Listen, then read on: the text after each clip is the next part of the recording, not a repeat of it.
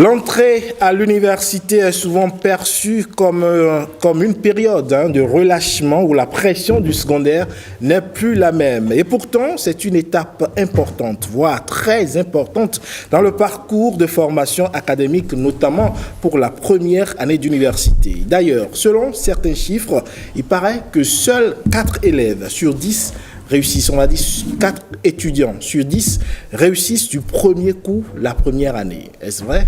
Je suis avec mes invités pour comprendre, comme on dit, le pourquoi du comment. En plateau avec moi ici pour en parler, je suis avec Dodi Abalo, spécialiste en orientation et réorientation scolaire et professionnelle. Il est le directeur du cabinet Light Conseil. Bonjour. Bonjour. Merci d'être avec nous. C'est moi. Également sur ce plateau, Faïhon Anselme Yevou, doctorant en sciences psychopédagogie à l'université d'Abomey-Calavi. Il est gestionnaire de projets d'ingénierie pédagogique. Bonjour. Bonjour, monsieur le journaliste. Ça va bien. Et en face de Corneille Fagnon, il est consultant en insertion professionnelle. Il est le fondateur du cabinet M Expertise. Bonjour. Bonjour. Merci donc à vous, chers invités. Vous avez certainement suivi le décor que j'ai planté avec cette problématique. Commençons par vous, docteur, par vous, Dodi Abalo, j'allais dire. Peut-être plus tard. Plus tard. Non, ça viendra, Inch'Allah. Alors, comment est-ce qu'on se prépare au mieux? On a vu, on a passé le cap déjà des examens de fin d'année. La rentrée universitaire, elle est pour bientôt.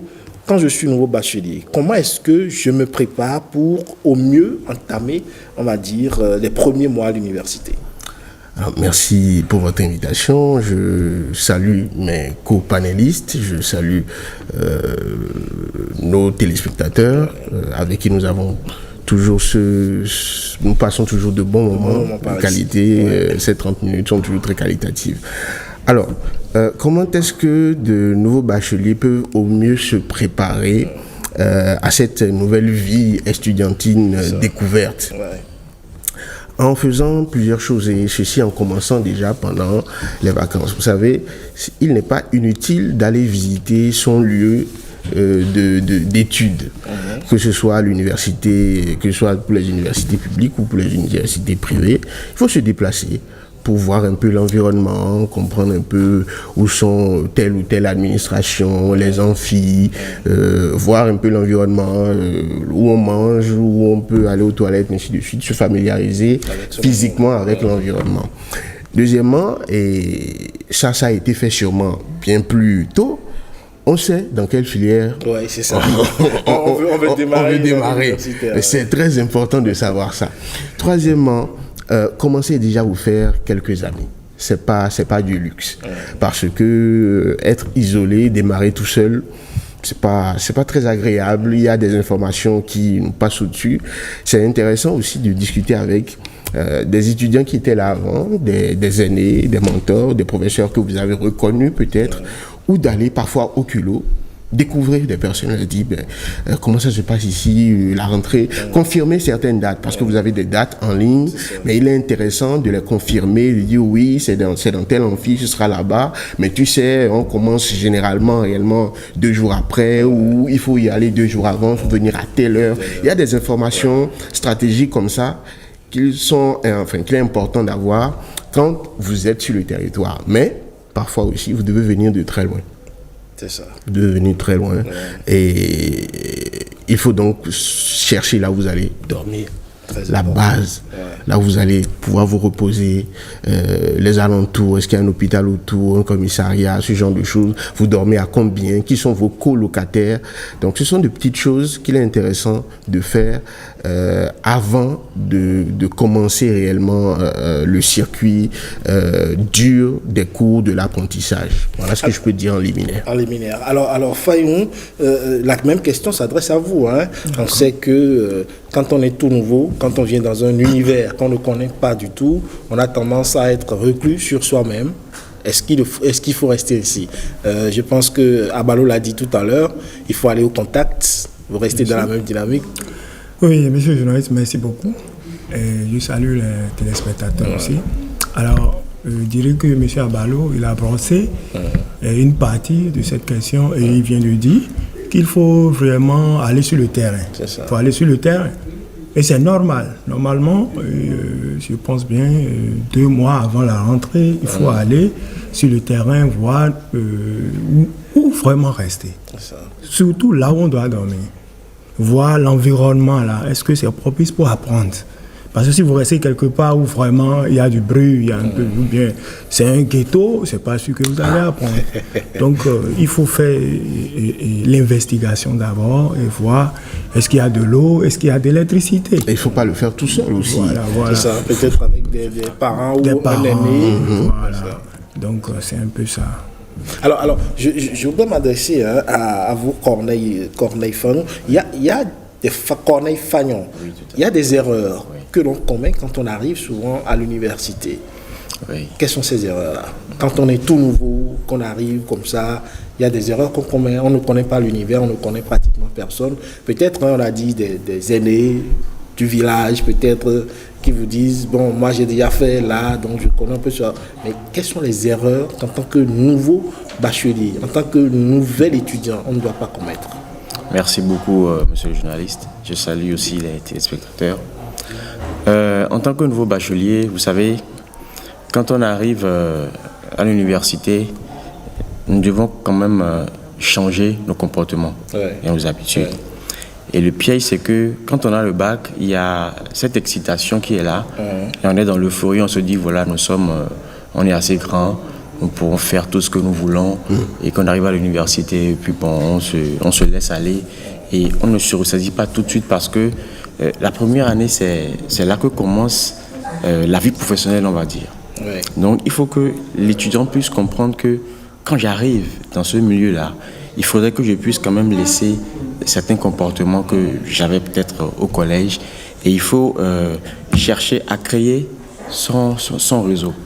D'accord? Il faut se rapprocher des aînés, comme l'avait dit M. Doji, pour pouvoir quand même se préparer, d'accord, pour éviter certains pièges, pour ne pas tomber dans certains pièges par rapport à cela.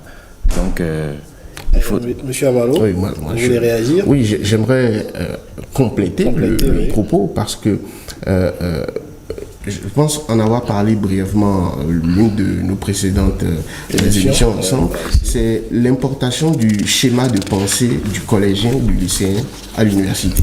Surtout en fonction de la charge d'études ou de l'autonomie de redécouverte. Un peu comme pour dire ma vie estudiantine va se réduire à aller au cours, entrer dans les amphis, suivre, me débrouiller pour faire ce que je dois faire comme recherche et voilà, passer les partiels plus tard et revenir. C'est une erreur.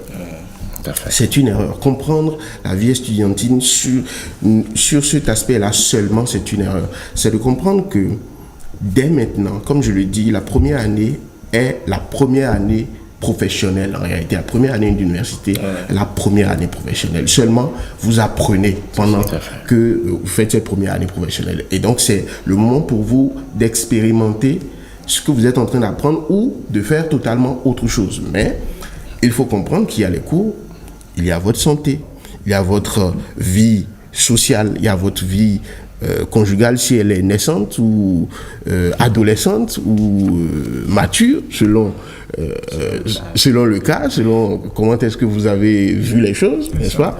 Et il y a tous ces aspects-là qu'il faut prendre en compte dès maintenant. Et en comprenant cela, vous établissez un plan qui est beaucoup plus équilibré. Ne faites pas l'erreur de vous dire les cours, et finalement découvrir en troisième année ou même en licence la vie. C'est ça. Subitement, vous découvrez devant prendre des décisions importantes sans avoir fait l'exercice de ce type de décision. Les cours, d'accord. Mais il faut que jeunesse se fasse. Il faut que jeunesse se fasse sagement, d'accord, mais qu'elle se fasse quand même dans le divertissement, dans la prise de conscience de soi, dans l'entretien de sa santé, dans les risques qu'elle va prendre dans le fait d'oser, de faire des choses, d'échouer, de tirer leçon, d'aller vers des gens, de comprendre le fonctionnement de certaines personnes, de pouvoir reculer, de dire ce type de personne se comporte comme ça, donc je préfère aller avec tel autre type de personne. Donc c'est un moment, c'est un peu comme un laboratoire. Quand on comprend bien l'université, c'est vraiment comme un laboratoire où notre vie en tant qu'adulte fini de se construire pour que nous soyons maintenant jetés réellement dans le grand bain, devant prendre des décisions au jour le jour pour être à notre tour mère ou père. Alors, Fayou Anselme, on sait que généralement, la transition du secondaire à l'université n'est pas la même. La façon dont on étudie quand on est au secondaire, ce n'est plus de cette façon qu'on étudie quand on arrive à l'université. Le système change complètement, c'est du tout au tout. Alors, premier défi de l'étudiant, après avoir justement pris contact avec le lieu, après avoir fait le nécessaire, il va en cours le premier jour. Il découvre son enseignant, il reçoit les cours et il se rend compte que ce n'est pas la même façon qu'il recevait les cours quand il était en terminale. Ici, le professeur n'attend pas que vous écriviez, il déroule. C'est comme un cours magistral qui donne. Absolument. À partir de ce moment-là, quels sont les défis psychologiques peut-être, le stress, l'anxiété, comment est-ce qu'on gère ça? Merci beaucoup, monsieur le journaliste. Cette question, je pense qu'on va répondre et on va aussi laisser d'autres parties là. Alors, l'étudiant qui vient pour la toute première fois à l'université, parce que quand on regarde l'université, je vois qu'il y a deux régimes. Il y a ceux qui sont dans les écoles universitaires et il y a ceux qui sont dans les facultés classiques. Si c'est la faculté, je pense que là, pour la toute première fois, l'étudiant aura le stress. Ça, je suis d'accord. Mais si c'est dans les écoles universitaires, là, vous voyez que le nombre d'étudiants c'est restreint. Voilà. Là, il n'y a pas de stress. C'est comme si tu es en première ou en terminale. Ça passe. Mais pour quelqu'un qui vient en faculté, pour la toute première fois, vous voyez, aujourd'hui, nous avons une jeunesse, je dirais, très jeune. Les étudiants aujourd'hui, c'est déjà à 17 ans, 18 ans. Bon, c'est vrai qu'ils s'adaptent. Mais quand l'étudiant vient pour la toute première fois, il voit la salle est bondée. C'est juste, il prend son courage à deux mains et il dit, je vais réussir. C'est tout. Ce n'est pas évident, oui, je sais. Mais parce que tous ceux qui sont dedans là n'ont pas de tête. Ce sont des gens comme lui. Et vous savez, c'est du jour au lendemain qu'on se forge dans l'univers là. On se forge vraiment parce que quand tu vois que les gens se demandent, ils font ci, ils font ça, alors toi-même, tu es obligé. S'il faut venir à 5 heures, alors tu te prépares et tu viens parce que tu sais pourquoi tu es venu. Si l'on sait pourquoi on est venu à l'université, même s'il y a 4 millions de personnes dans la salle, bon, il n'y en a pas, oui, c'est des exemples. Même s'il y a 4 millions et je sais que je suis venu pour réussir, je sais que ça va marcher. Parce que tout se passe quand tu sais 4 millions, c'est peut-être 100 qui doivent aller dans la deuxième année. Non, là, vous savez... Le défi devient plus énorme. Oui, vous savez, je ne vais pas trop garder la parole. Quand vous dites que 100, par exemple, que les gens ne pensent pas que c'est les enseignants ou bien c'est le décanat, bon, tout ça là, c'est eux qui décident du nombre de personnes qui vont passer. Non. Quand vous travaillez, vous avez les points. C'est ça. Vous savez, et par le passé, il y a les gens qui sont là et puis ils vont composer, ils réussissent normalement. Mais aujourd'hui, nous assistons à quoi? Il y a la jeunesse qui s'adonne plus au tic. Et puis, en plein coup, dans les facultés, au lieu de suivre les cours, les gens ne suivent pas les cours, mais ils sont sur leur téléphone, sur les réseaux sociaux, ou bien d'autres sont sur des sites pornographiques, alors que l'enseignant est devant, en train de faire un cours. Mais vous voulez quoi à la suite? Alors là, vous jetez la pierre à l'étudiant, mais il faut également voir le système. Je vais revenir à vous, monsieur Abalo. Je vais d'abord voir monsieur Fayou pour dire, justement, quand on est nouveau, la façon d'étudier devient différente. Notamment quand on est nouvel étudiant sur les campus comme ça, on n'étudie plus de la même façon comme on était au secondaire, en première, seconde, terminale. Les méthodes d'études varient. Et donc, forcément, c'est de nouvelles exigences que l'université nous impose. En tant qu'étudiant, comment est-ce qu'on fait pour s'adapter à ces nouvelles exigences-là, aussi pour ne pas rater le coche? Merci beaucoup. Aussi simplement, je vais dire qu'il faut développer de nouvelles techniques, d'accord, pour pouvoir étudier. Parce que souvent à l'université, on est souvent confronté à des tas de polycopes qui sont des tas de photocopies qu'il faut... Voilà. Et puis, parfois même, l'enseignant n'a pas le temps même de vous développer. Exactement. Donc, pendant que le professeur est en train de faire le cours, il faut pouvoir quand même prendre des notes essentielles. D'accord? Et après, quand on rentre chez soi, il faut, au fur et à mesure que le cours évolue, il faut se mettre à niveau. Il faut se mettre à niveau. Il faut pouvoir lire les cours quand on rentre une fois à la maison. Il faut pouvoir quand même s'insérer dans des groupes de travaux, d'accord? Et travailler avec les amis, avec les camarades. Faire des recherches aussi. Il ne faut pas attendre que le professeur puisse dire, voilà, vous faites cette recherche pour tel jour. Non, il faut anticiper aussi par rapport à ce que nous allons faire les fois à venir, pour pouvoir quand même maîtriser un peu ou pas à l'avance avant que le professeur ne puisse brosser certains aspects dans le cours. Et c'est important aussi de faire cela pour que au niveau des examens, on puisse quand même facilement tirer son épingle du jeu. Parce que ce n'est pas facile. C'est beaucoup de matières à la fois, c'est beaucoup de modules qu'il faut faire. Il faut pouvoir s'organiser, gérer son temps, prioriser les tâches que nous avons à accomplir dans notre vie en dehors de l'école et tout. Voilà, d'anciennes épreuves. Voilà, exactement. Se rapprocher de ceux qui ont déjà fait la classe, par exemple, prendre les épreuves des années antérieures, essayer de les traiter pour pouvoir quand même alors, si je prends un exemple typique, je démarre la première année, les premiers mois, je ne me retrouve pas, j'ai fait mes premières compositions, difficulté sur difficulté, je n'arrive pas à m'en sortir. Comment je fais pour me relever? Denis, on va laisser Denis réagir rapidement. Alors, ça, c'est une consultation. Oui, absolument. C'est une consultation. Vous êtes là pour ça. Il faut bien que nous discutions et que nous sachions en réalité pourquoi tu ne réussis pas. Est-ce que c'est un problème de filière? Est-ce psychologique? Est-ce toi-même dans ton développement naturel, tu en es à un point où l'école ne te dit plus rien? Il faut qu'on puisse savoir réellement qu'est-ce qui se passe, qu'est-ce qui fait que tu ne t'en sors pas. Est-ce que c'est un problème de niveau intellectuel par rapport aux matières? Tu as bien envie, c'est la bonne filière, mais tu n'arrives pas à suivre, à tenir le rythme. Donc c'est en fonction du diagnostic posé que nous saurons comment mettre en œuvre les solutions personnalisées pour t'accompagner à te retrouver. Mais ça me permet de rebondir sur un point. Beaucoup ont peur de se réorienter parce qu'ils ont peur de perdre la fameuse manne dont on a parlé dernièrement, la bourse, voilà, et ils ont peur et se disent en plus, je vais reculer maintenant pour faire quoi?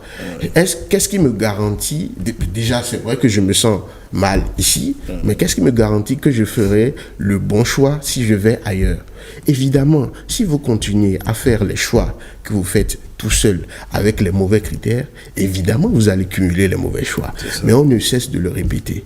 Il faut multiplier le nombre de conseillers pour avoir des avis différents. Et si vous ne voulez pas multiplier le nombre de conseillers, c'est-à-dire discuter avec des amis, avec votre famille, avec des gens qui vous connaissent, avec des gens du domaine ou des domaines que vous envisagez, des professionnels du domaine que vous envisagez, allez voir un professionnel de l'orientation. Il saura comment vous aider.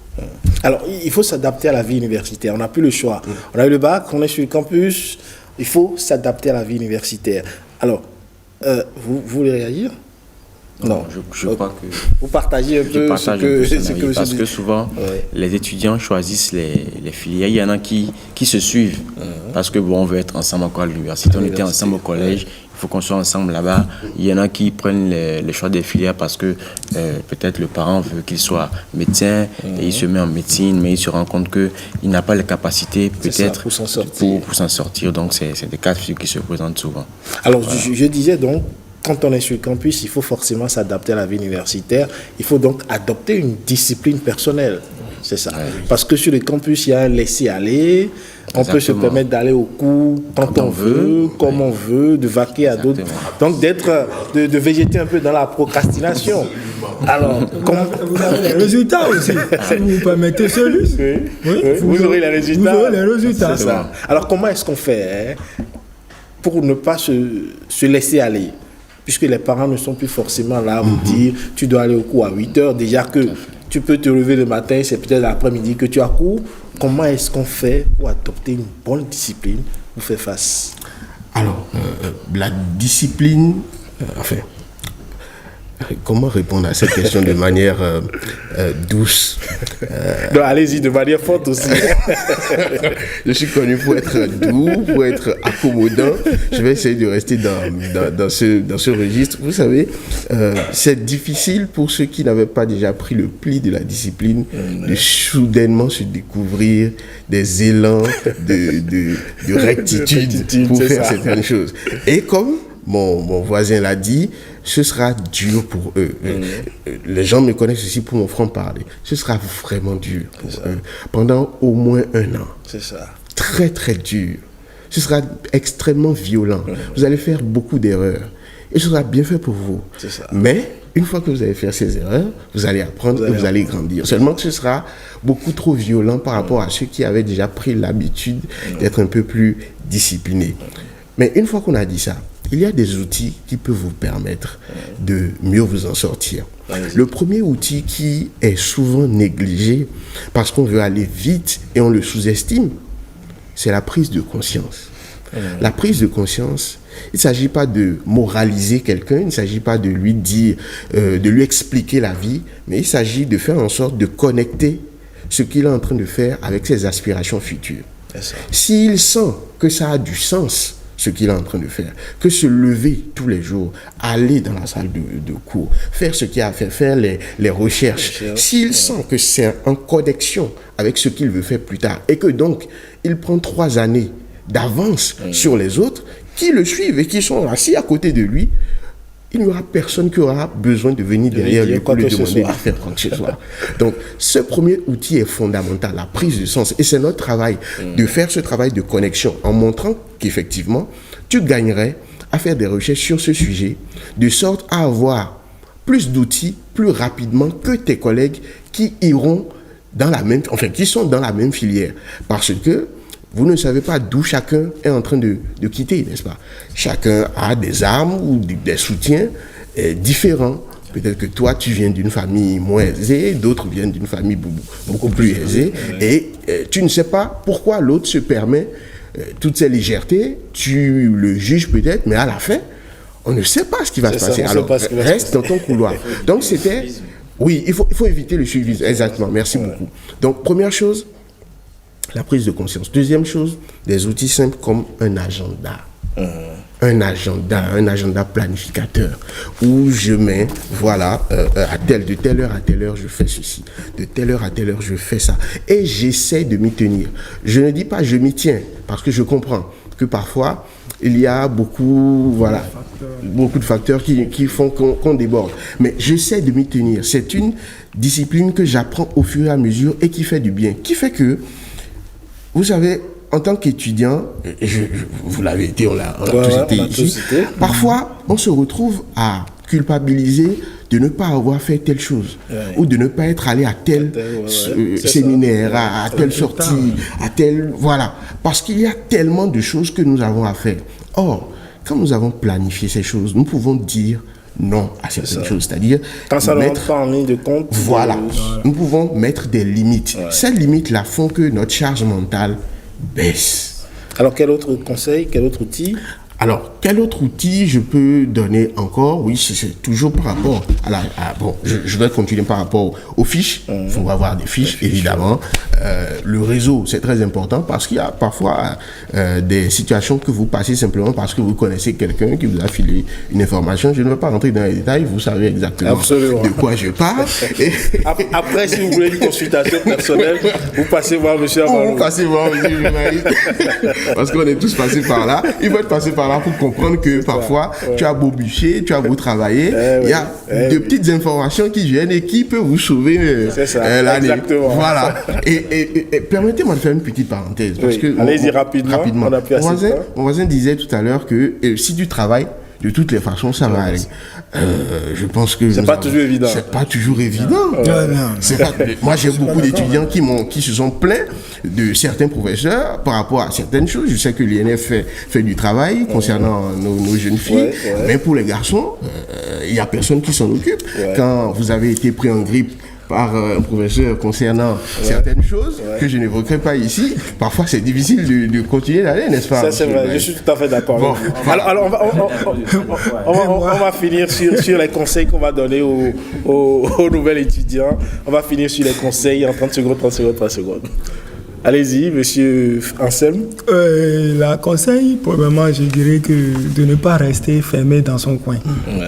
Et il faut sortir et il faut savoir se faire des amis. Se faire des amis. Ce n'est pas tous ceux-là qu'on appelle aînés sur le campus qui sont bons. Comme on le dit aujourd'hui, il y a les escrocs d'hier qui sont les sages d'aujourd'hui. Donc il faut faire beaucoup attention à ce genre de personnes et il faut vérifier l'information. Et il faut aller au cours parce que c'est la note que vous-même vous avez pris avec votre main. C'est ça qui vous servira lors des examens. Monsieur Corneille. Oui, moi je dirais plutôt aux étudiants de trouver le juste équilibre entre leur vie universitaire et la vie sociale.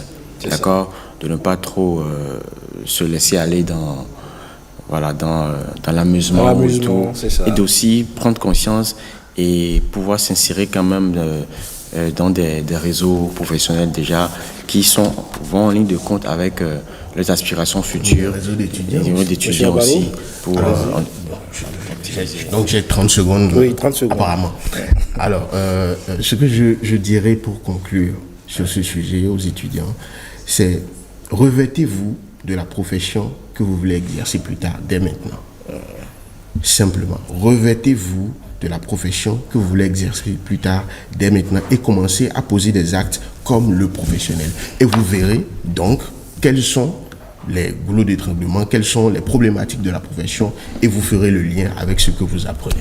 Merci à vous, Dodi Abalo, spécialiste en orientation et réorientation scolaire et professionnelle, directeur du cabinet Light Conseil. À côté de vous, il y avait Fayoun Anselme Rouillevou, doctorant en sciences pédagogiques à l'université d'Abomey-Calavi, gestionnaire de projets d'ingénierie pédagogique. Merci d'être passé. Et en face, Corneille Fagnon, consultant en insertion professionnelle, fondateur du cabinet M Expertise. Merci également. Merci à vous, vous l'avez compris, sur ces conseils-là en tant que nouvel étudiant, prise de conscience, agenda, fiche, réseautage. Il ne faut pas oublier ces aspects-là, c'est très important quand on veut réussir sa première année d'université. À toutes et à tous, je dis merci pour votre aimable attention. On se donne rendez-vous demain à 7h.